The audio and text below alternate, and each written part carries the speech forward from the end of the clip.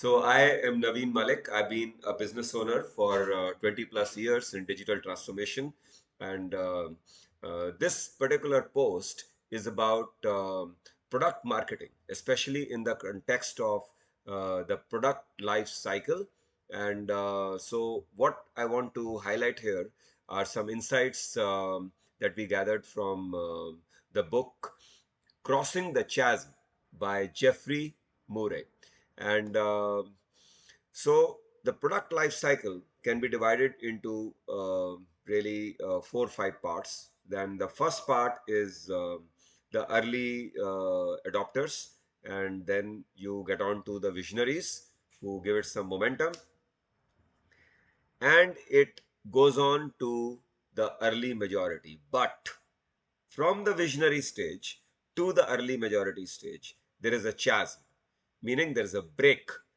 And this inflection point or this break has to be surmounted. Otherwise, the product goes down the drain. And that is the import of my post.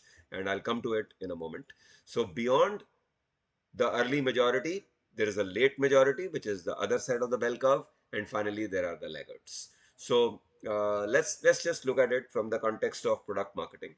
And so let's say I have a product and I take it to the market, and there will be people like early adopters who are very keen to just try out something because it's new and it's exciting and it challenges the status quo, and so the product starts to get some traction. And these are also typically people who are the friends or the contacts of the innovators, and so it creates some excitement that the product is getting traction.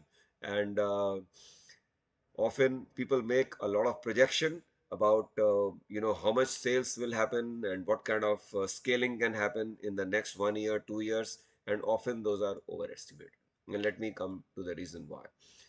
Now the next stage is visionaries. Now these are influencers in organizations, and they are very smart and credible leaders.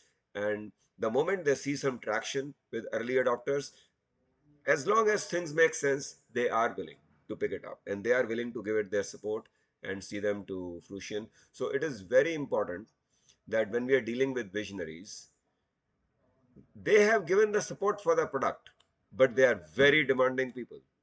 They have lots of insights and they have lots of ideas which they want to capture in the product. So number one, it is important to manage their expectations, that it takes time. And number two, it is important to do what they are saying, because they are highly intelligent people, they are highly knowledgeable about their domain, and it is okay to take the stretch and put in the efforts and match the product to their needs. So this is a stage of product development, and even though it may not sound so profitable at the start, but it is very valuable. Now comes the CHASM. So the moment you try to take this product to the main market, you suddenly find people are not willing to adopt it. The early majority wants it, but they are looking for a complete solution. They are looking for a return on investment. They are looking for solving a significant business problem. And they're looking for evidence of where else it has been done, and how it compares with the existing offerings in the marketplace. So there is a chasm and there is a slowdown between the visionary and the early adopter stage on the left and the early majority on the right. And this is a stage of adaptation which is necessary and to be expected, and a lot of businesses don't cross this. It has to be planned for, is what I'm saying. The late majority are people who are looking for brand, they're looking for reputation, they're looking for a proven, well established product, and they will not take it until the product has reached that level of maturity. So it is not possible to approach 100 people and all 100 people say yes to the product. No, there will be a certain conversion ratio, and we need to recognize people who are visionaries, people who are the early majority, people who are the late majority, and people who are the laggards.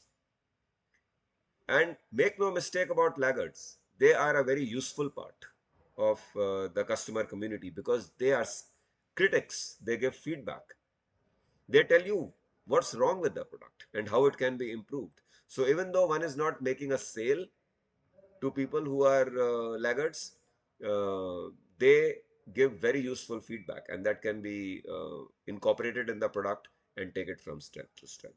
So just sharing how the marketing process looks like across the product lifecycle.